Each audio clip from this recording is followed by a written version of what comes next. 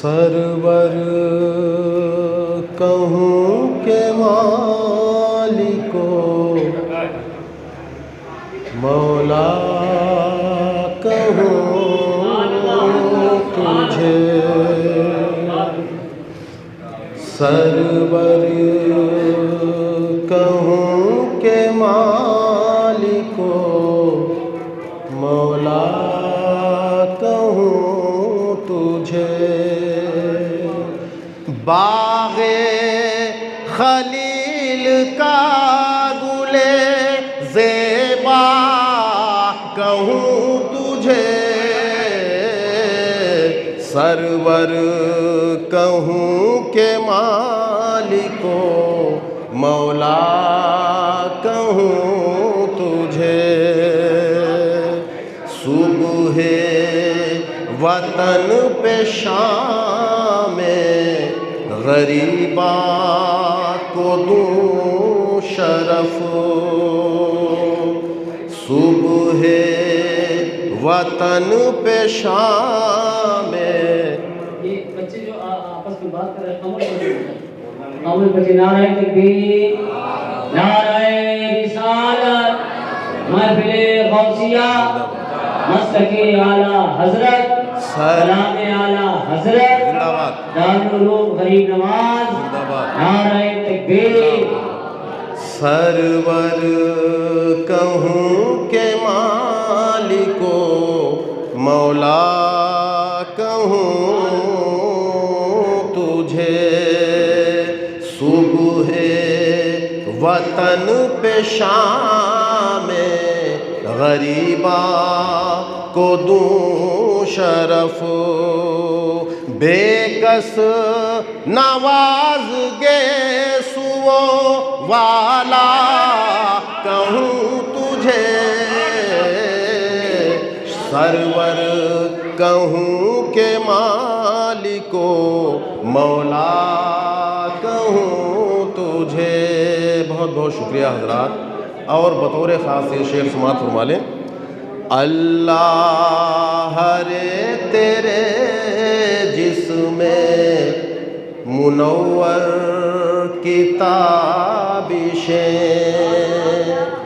اللہ رے تیرے جسم منور کی تابشیں، اے جان جام جان تجلی کہوں تجھے، سرور کہوں کہ مالکو مولا کہوں تجھے، تیرے تو وصف عیب تناہی سے ہے بری، تیرے تو وصف عیب تناہی سے ہے بری، حیران ہوں میرے شاہ میں کیا کیا کہوں تجھے، سرور کہوں کہ مالکو مولا کہوں تجھے۔ اور یہ شعر مجھے بہت پسند ہے، بطور خاصی سماعت فرما لیں حضرات۔ کہہ لے گی سب کچھ کے ثنا خاں کی خاموشی، کہہ لے گی سب کچھ کے ثنا خاں کی خاموشی، چپ ہو رہا ہے کہے کہ میں کیا کیا کہوں تجھے، سرور کہوں کہ مالکو مولا کہوں تجھے۔ مقطع پیش خدمت ہے، سماعت فرما لیں حضرات۔ لیکن رضا نے خط میں سخن اس پہ کر دیا لیکن رضا نے خط میں سخن اس پہ کر دیا، خالق کا بندہ خلق کا آقا کہوں تجھے، سرور کہوں کہ مالک و مولا کہوں تجھے۔ السلام علیکم۔ صلاۃ و سلام علیکہ سیدی یا محبوب رب المشرقین والمغربین، صلاۃ و سلام علیکہ سیدی حبیبی یا جد الحسن والحسین۔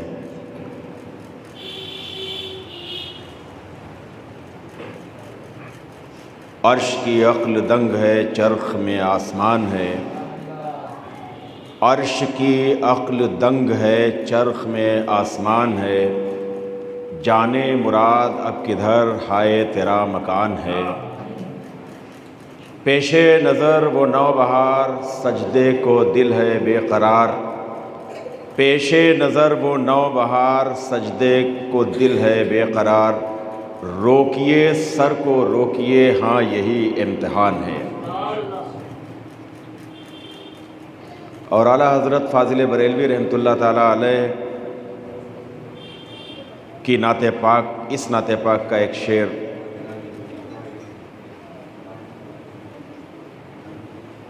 تیری ثنائے زلف میں میری عروس فکر کو، تیری ثنائے زلف میں میری عروس فکر کو، شعر سمجھیں گے تو اتنا لطف آئے گا، تیری ثنائے بزم میں میری عروس فکر کو، ساری بہار ہشت خلد چھوٹا سا عطر دان ہے۔ اعلیٰ حضرت فاضل بریلوی رحمۃ اللہ تعالیٰ علیہ فرماتے ہیں، یا رسول اللہ صلی اللہ تعالیٰ علیہ وسلم، آپ کی زلف معنبر کی تعریف کی بزم آراستہ ہے۔ حضور کی زلف معنبر کیا کہنا، قرآن میں جس کا ذکر آیا ہو، اور وہ خوشبودار معطر زلفیں، تیری ثنائے زلف میں میری عروس فکر کو، میری فکر کی دلہن کو آپ کی زلفوں کی ثنا میں، تعریف کی بزم میں، اور حضور کی زلف معنبر کتنی معنبر ہیں، معطر ہیں، خوشبو والی ہیں، ساری بہار ہشت خلد، ساری جنت، آٹھوں جنتوں کی بہار اور جنت تو خوشبودار رہی ہے، اتنی خوشبودار ہے جنت، اتنی خوشبودار جنت ہے کہ 500 سال مسافت پر ہی جنت کی خوشبو آنے لگتی ہے، اتنی خوشبودار جنت ہے۔ ساری بہار ہشت خلد، آٹھوں جنتوں کی بہاریں اس میری عروس فکر کے لیے ان کے سامنے چھوٹا سا عطر دان ہے۔ یا رسول اللہ، آپ کی جب زلف معنبر کی میں تعریف کرنے بیٹھتا ہوں، تعریف کرتا ہوں، تو اس وقت آپ کی زلف معنبر اتنی معنبر ہیں، معطر ہیں، خوشبو والی ہیں کہ آٹھوں جنتوں کی خوشبوئیں، بہاریں ان کے سامنے چھوٹا سا عطر دان ہے۔ تو یہ بطور سعادت میں نے 2-3 اشعار اعلیٰ حضرت فاضل بریلوی رحمۃ اللہ تعالیٰ علیہ کے پڑھنے کی سعادت حاصل کر لی۔ ان تمام جو بچے ہیں ہمارے، فارغین ہیں، جنہوں نے ابھی حال ہی میں ان کی دستار بندی ہوئی، اور الحمدللہ اللہ تعالیٰ نے ان کو قرآن پاک کی حفظ کی دولت سے مالا مال فرمایا۔ انہوں نے اپنی دنیا اور آخرت کو سنوار لیا، اور صرف اپنی دنیا اور آخرت کو نہیں سنوارا بلکہ اپنے والدین کی دنیا اور آخرت کو سنوار دیا۔ اور حافظ کا تو مرتبہ یہ ہے کہ اللہ تعالیٰ کے فضل و کرم سے کل میدان محشر میں ہر حافظ 10 لوگوں کی 10 کی شفاعت کرائے گا، اللہ اور اس کے محبوب کے کرم سے اور حضور کے وسیلے سے۔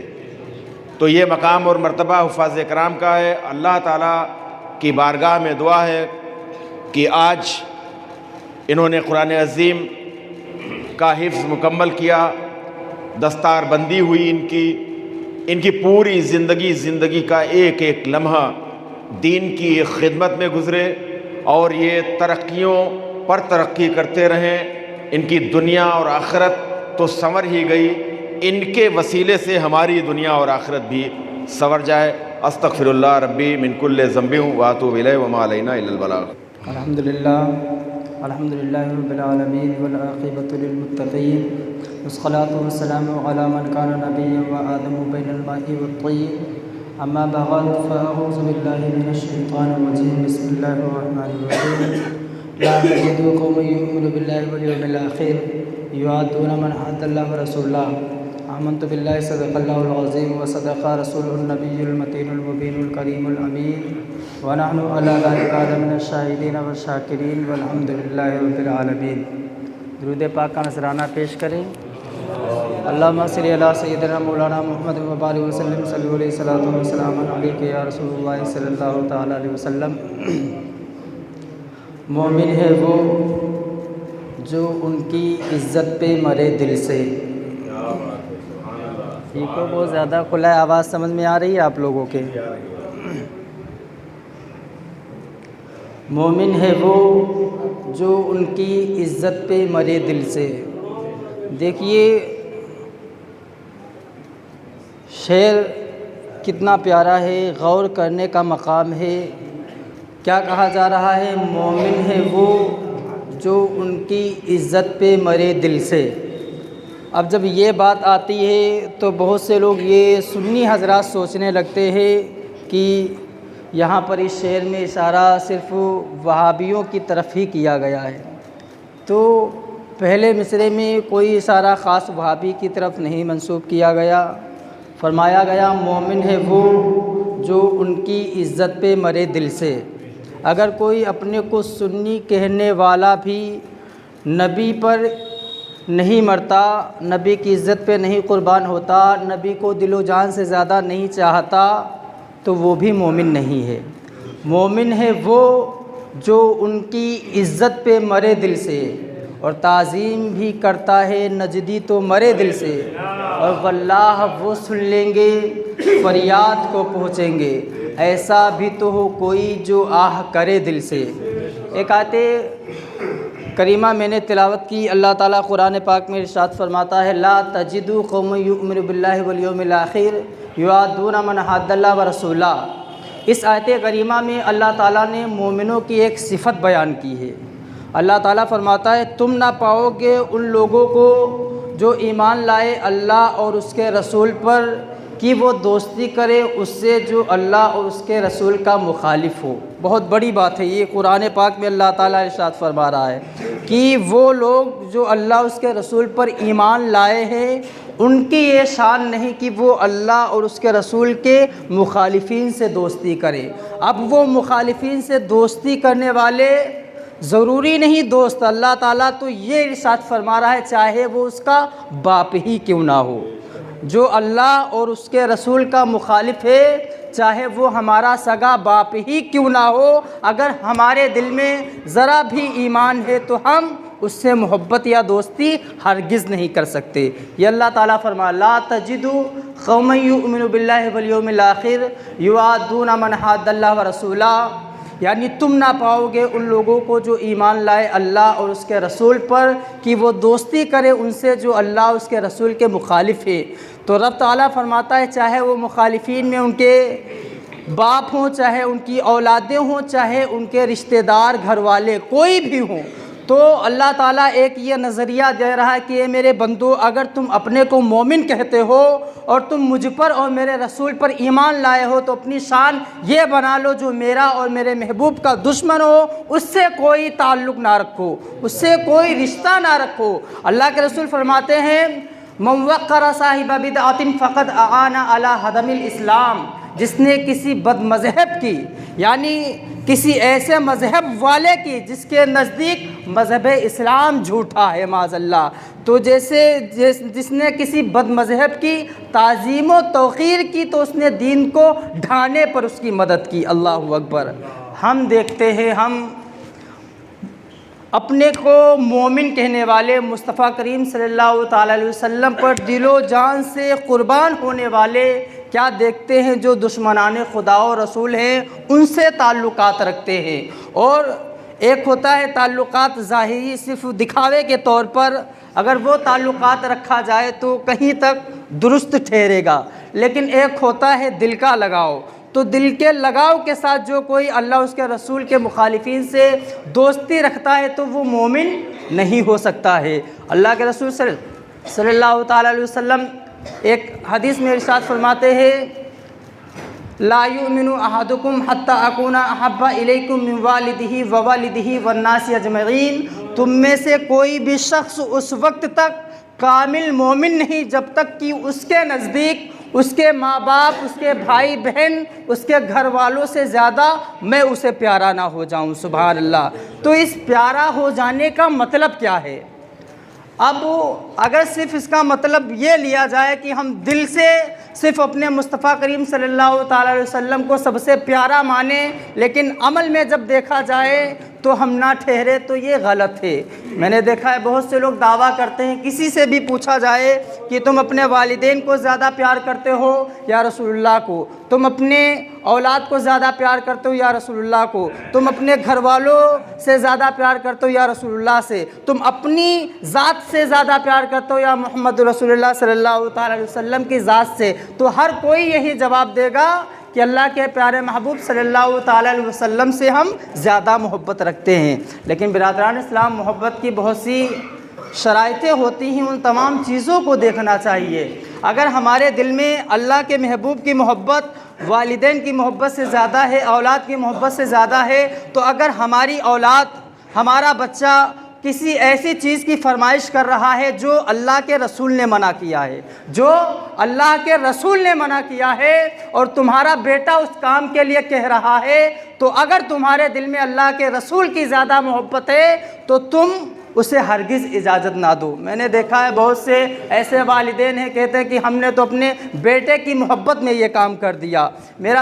آپ کا بیٹا آپ کی نظروں میں کیا محمد ربی صلی اللہ تعالیٰ علیہ وسلم سے زیادہ پیارا ہے؟ ہرگز نہیں، اور اگر ہے تو آپ مومن نہیں۔ یہ خود اللہ کے رسول فرما رہے مومن وہی ہے جس کے نزدیک اس کی اولاد سے زیادہ میں نہ ہو جاؤں پیارا۔ تو اگر ہم اللہ کے رسول صلی اللہ تعالیٰ علیہ وسلم سے سب سے زیادہ محبت رکھتے ہیں تو جب اللہ کے رسول صلی اللہ تعالیٰ علیہ وسلم کی بات آئے، چاہے ہماری ذات کے تعلق سے، ہماری ذات سے تعلق سے مراد کیا ہے؟ ہمارا دل کیا ہم شراب پی لیں، لیکن اللہ کے پیارے محبوب صلی اللہ تعالیٰ علیہ وسلم نے شراب کو منع فرمایا، خود اللہ تعالیٰ نے شراب کو منع فرمایا۔ اب اگر ہم اللہ کے رسول سے زیادہ محبت کرتے ہیں تو اپنی بات کو ترجیح نہ دیتے ہوئے محمد رسول اللہ صلی اللہ تعالیٰ علیہ وسلم کی بات کو ترجیح دیں گے۔ یہ ہے محبت کی نشانی۔ اور میں نے دیکھا ہے لفظاً ہر کوئی ادا کرتا ہے کہ ہم عاشق رسول ہیں، نعرے بازی بھی کرتے ہیں، لیکن فقط زبانی کہنے سے یا نعرہ بازی کرنے سے کوئی عاشق رسول نہیں بن جاتا ہے۔ برادران اسلام، عاشق رسول بننا اتنا آسان نہیں ہے جتنا آج کل کے لوگوں نے سمجھ رکھا ہے۔ لیکن برادران اسلام، ہمیں ہر وقت کوشش کرنا چاہیے کہ ہم اپنی ذات سے اور اپنے والدین، اپنے تمام عزیز و اقربا سے زیادہ محمد عربی صلی اللہ تعالیٰ علیہ وسلم سے پیار کریں، ان کے فرمان پر عمل کریں۔ اگر ہماری بیوی یا ہماری بہن کوئی ایسا کام کہہ رہی ہے جس کو اللہ کے رسول نے منع کیا ہے تو ہم ہرگز وہ کام نہ کریں۔ برادران اسلام، بتانے کو اگر عرض کیا جائے تو یقیناً بہت سی باتیں میرے ذہن میں آ رہی ہیں، مختصر کر کے میں باتیں عرض کر رہا ہوں۔ اللہ تعالیٰ فرمایا لا یؤمن احدکم حتی یکون، اللہ تعالیٰ ارشاد فرماتا ہے لا تجدوا قوما یؤمنون باللہ والیوم الآخر یوادون من حاد اللہ ورسولہ، تم نہ پاؤ گے ان لوگوں کو جو ایمان لائے اللہ اس کے رسول پر کہ وہ دوستی کرے ان سے جو اللہ اس کے رسول کے مخالف ہیں۔ میں نے دیکھا ہے تمام بد مذہبوں کے تہوار آتے ہیں، اس موقع پر ہمارے تمام اہل اسلام جو اپنے کو مومن کہتے ہیں، اپنے کو عاشق رسول کہتے ہیں، دعویٰ داری کرتے ہیں، ان کو بھی دیکھا جاتا ہے وہ بھی ایسے پروگراموں میں شرکت کرتے ہیں معاذ اللہ۔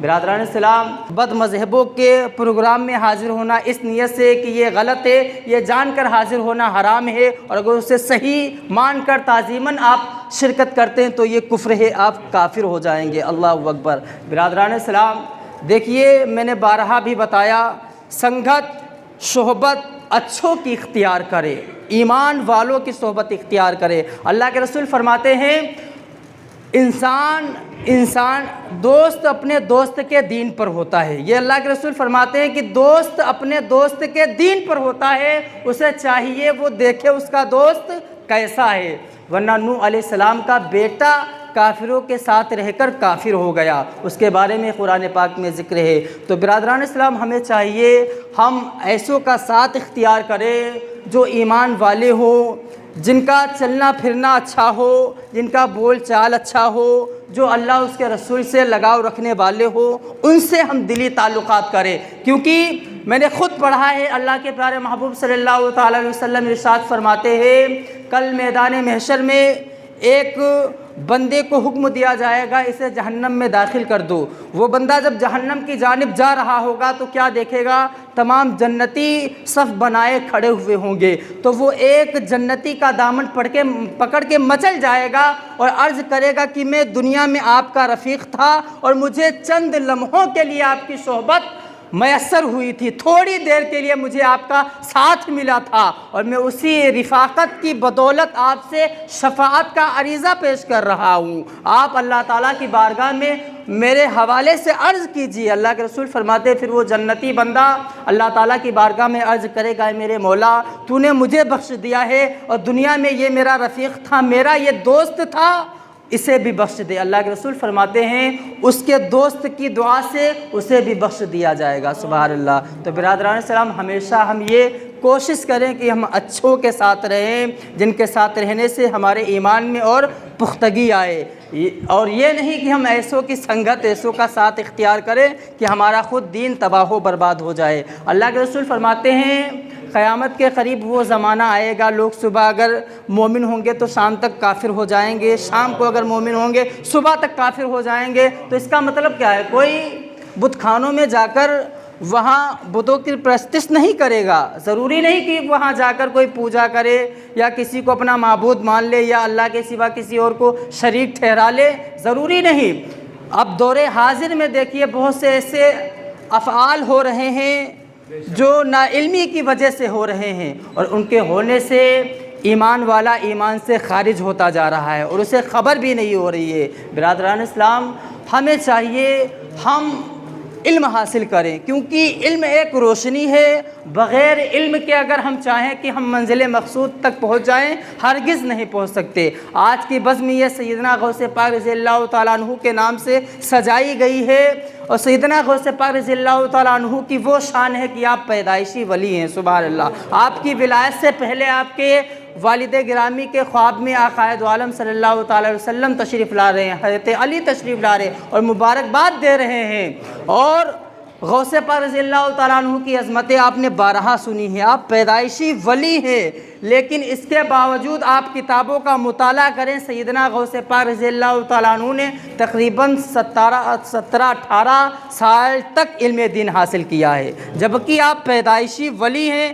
کیا آپ کو تمام مسائل نہیں آتے ہوں گے؟ آپ تو یہ فرماتے ہیں کہ میں تمام دنیا کو ایسے دیکھ رہا ہوں جیسے اپنے ہاتھ کی ہتھیلی پہ رائی کا رکھا ہوا دانہ دیکھ رہا ہوں۔ اس طریقے سے یعنی علم ظاہری تو دور، علم باطنی اللہ تعالیٰ نے آپ کو اتنا عطا کیا، پھر بھی اس کے باوجود سیدنا غوث پاک رضی اللہ تعالیٰ عنہ تقریباً 18 سال علم دین حاصل کیے ہیں، اور ہم اپنے آپ کو غوث پاک رضی اللہ تعالیٰ عنہ کا دیوانہ عاشق بتانے والے علم دین سے بہت دور جا رہے ہیں۔ برادران اسلام، یہ اندھیری دنیا اعلیٰ حضرت فرماتے ہیں سونا جنگل رات اندھیری چھائی بدری کالی ہے، سونے والے جاگتے رہیو چوروں کی رکھوالی ہے۔ یقیناً یہ وہی دور ہے، یہ اندھیری دنیا ہے۔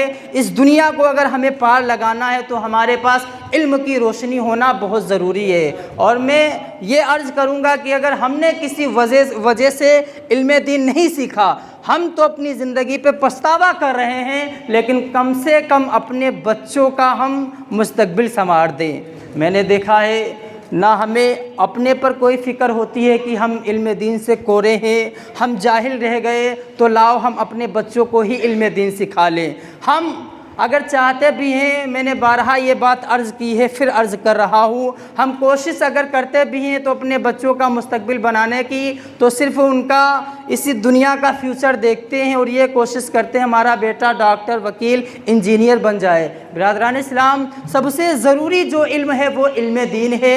ہر حال میں ہم اپنے بچوں کو علم دین سکھائیں، کیونکہ جب ہمارے بچوں کے پاس علم دین ہوگا تو وہ کم سے کم اپنے ایمان کی حفاظت کر لیں گے، ورنہ دنیا میں ایمان کے ساتھ رہنا کوئی بڑی بات نہیں ہے۔ دنیا میں ایمان کے ساتھ رہنا کوئی بڑی بات نہیں ہے، سب سے بڑی بات ہے دنیا سے ایمان کے ساتھ جانا۔ ورنہ میں نے خود پڑھا ہے، ایسے لوگ گزرے ہیں جو ولی صفت ہوتے تھے، لوگ دیکھتے تھے تو کہتے تھے اللہ کے ولی ہیں، لیکن ان کا جب خاتمہ ہوا تو کوئی عیسائیت پر مرا ہے تو کوئی مشرک ہو کر مرا ہے۔ اللہ اکبر۔ تو برادران اسلام، ایمان کے ساتھ دنیا میں رہنا ضروری نہیں بلکہ آخری وقت ہمارا ایمان سلامت رہے یہ بہت ضروری ہے، اور اس کے لیے علم دین کا ہونا بہت ضروری ہے۔ ہمیں چاہیے ہم علم دین حاصل کریں، اور یقیناً بہت خوش قسمت ہیں وہ لوگ جو علم دین حاصل کرتے ہیں یا جن کے بچے علم دین حاصل کرتے ہیں۔ برادران اسلام، اللہ کے پیارے محبوب صلی اللہ تعالی علیہ وسلم ارشاد فرماتے ہیں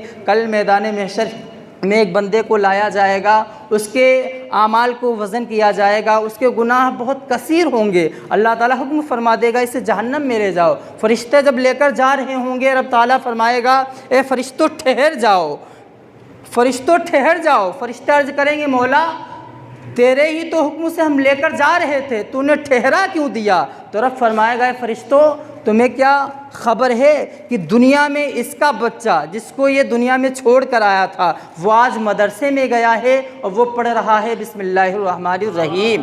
تو جس کا بیٹا دنیا میں مجھے رحمان الرحیم کہہ رہا ہو، میری رحمت کو یہ گوارا نہیں کہ میں اس کے ہی بیٹے باپ کو جہنم میں داخل کر دوں۔ اللہ اکبر۔ تو اللہ تعالیٰ اسے نجات کر دیتا ہے۔ تو برادران اسلام، ہمیں چاہیے کہ ہم اپنے مستقبل کے لیے، اپنے بچوں کے مستقبل کے لیے اپنے بچوں کو علم دین ضرور سکھائیں۔ ہمارے بچوں کے پاس علم دین ہوگا تو وہ ہمیں کفنانے کا طریقہ بھی انہیں پتہ ہوگا، دفنانے کا طریقہ بھی پتہ ہوگا، فاتحہ بھی وہ پڑھنے آئیں گے۔ ورنہ میں نے دیکھا ہے بہت سی قبریں ایسی پڑی ہیں جہاں سالہ سال کوئی حاضر نہیں ہوتا ہے۔ اللہ اکبر۔ اور جبکہ اللہ کے رسول فرماتے ہیں دنیا والوں کی دعاؤں سے اور ان کے اصال ثواب سے قبر والوں کی نجات ہوتی ہے۔ سبحان اللہ۔ یہ کوئی ڈرامہ نہیں ہے، حقیقت ہے کہ جن کے لیے اصال ثواب کیا جاتا ہے اگر وہ گناہ گار ہو کر انتقال کرتے ہیں، اصال ثواب کیا جاتا ہے، ان کے گناہ کٹتے جاتے ہیں یہاں تک کہ وہ تمام گناہوں سے پاک و صاف ہو جاتے ہیں۔ سبحان اللہ۔ اللہ کے رسول فرماتے ہیں جب کوئی اصال ثواب کرتا ہے